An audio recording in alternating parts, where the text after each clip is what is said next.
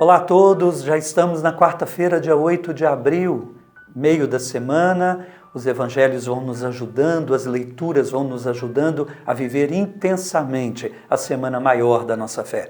O evangelho de hoje está em Mateus, capítulo 26, versículos de 14 a 25. Naquele tempo, um dos 12 discípulos, chamado Judas Iscariotes, foi ter com os sumos sacerdotes e disse: "O que me dareis se vos entregar Jesus?" Combinaram então 30 moedas de prata. E daí em diante Judas procurava uma oportunidade para entregar Jesus.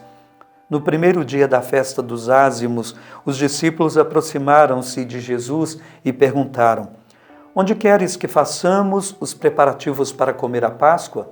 Jesus respondeu: "Ide à cidade, procurai certo homem e dizei-lhe: o mestre manda dizer: o meu tempo está próximo, vou celebrar a Páscoa em tua casa, junto com os meus discípulos."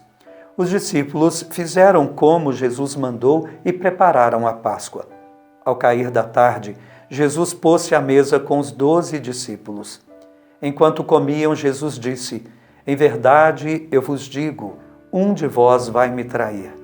Eles ficaram muito tristes e, um por um, começaram a lhe perguntar: "Senhor, será que sou eu?" Jesus respondeu: "Quem vai me trair é aquele que comigo põe a mão no prato. O Filho do Homem vai morrer, conforme diz a Escritura a respeito dele. Contudo, ai daquele que trair o Filho do Homem. Seria melhor que nunca tivesse nascido." Então Judas, o traidor, perguntou: "Mestre, serei eu?" Jesus lhe respondeu: "Tu o dizes." Palavra da salvação, glória a vós, Senhor. Mais uma vez, o Evangelho narrando a traição de Judas, só que agora através de Mateus, do Evangelho de Mateus.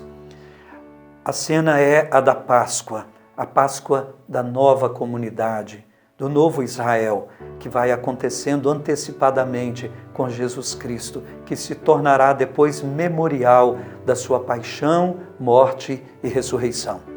E ali a cena é dramática, porque nós temos uma oposição clara, assim como ontem a oposição entre o discípulo amado e Judas, entre o que permanece fiel e o que trai. Hoje nós temos a oposição radical entre o mau uso da liberdade do ser humano e a fidelidade de Deus. De um lado, Judas representando o ser humano que trai, que não vigia a liberdade como dom por excelência que recebeu do Criador, não para usar de qualquer forma, ao seu bel prazer, com os seus critérios, mas que deveria usar com os critérios de Deus. Tornando-se discípulo, ele se tornará alguém que saberá fazer o uso correto da liberdade. Fora do discipulado, ele torna-se primeiro refém de si mesmo, dos seus egoísmos, das suas trevas, e depois vai se tornando refém de um mal muito maior e mais denso, como Judas, como explicamos ontem, até o ponto da sua liberdade não existir mais, estar completamente dominada pelo mal. E agora Judas, então, aparece em contraste com Deus que permanece fiel. E hoje nós somos chamados, diante dessa cena, como igreja que nós somos, a continuar a obra da fidelidade de Deus no mundo. Se a igreja é a continuadora de Jesus Cristo, ela tem Cristo como cabeça, ela não poderá não ser fiel. Ela tem que ser fiel ao projeto de Jesus, mesmo que passe esse projeto pela dor, pelo sofrimento, um projeto de doação de vida, um projeto de solidariedade, um projeto que propõe ao mundo uma mudança radical. Nestes tempos dessa pandemia, a Semana Santa vivida de um modo extraordinário por causa da pandemia, a humanidade deveria refletir tanto se está fazendo um bom uso da sua liberdade. Vejam, por exemplo, o Brasil, que tem uma das piores distribuições de renda do mundo. Nós temos bilionários que concentram a renda de tal maneira nesse país que fazem com que milhões vivam na pobreza extrema, que vivam de maneira insalubre, em favelas, sem o mínimo recurso, tantos pobres, de tal maneira sendo excluídos os direitos primordiais da existência do ser humano sobre a terra, porque alguns se acham no direito de se apropriar da renda. Precisamos rever se estamos sendo fiéis, e a maioria de nós é cristão. Como a gente pode, então, ser fiel a Deus vivendo tão diferentemente do que propõe o Evangelho? É tempo.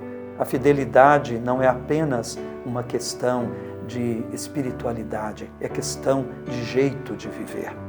Meus irmãos, vamos pedir a Deus que a gente não seja traidor de Jesus, embora pronunciando o seu nome, se dizendo cristão, mas agindo completamente diferente de como ele agiu. Rezemos. Pai do céu, nós pedimos a graça de fazer como Jesus fez.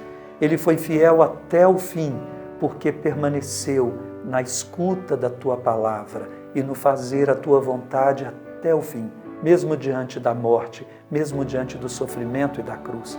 Senhor, não nos deixa trair a Jesus Cristo por causa de dinheiro, por causa de amor próprio, por causa de opinião, por causa de ideologia. Senhor, que a única coisa que importe de fato é vivermos como discípulos do Teu Filho, no amor a Vós sobre todas as coisas, na prática desse amor que gera a justiça e a fidelidade. Amém. Vamos receber a bênção para entrarmos amanhã no coração da Semana Santa, o Tríduo Pascal. Eu convido desde já a se preparar para vivê-lo intensamente. É o momento mais importante da Semana Santa a partir de amanhã. O Senhor esteja convosco, Ele está no meio de nós. Abençoe-vos Deus Todo-Poderoso, Pai e Filho e Espírito Santo. Amém. Uma boa Semana Santa, um bom Tríduo Pascal. Fiquem com Deus.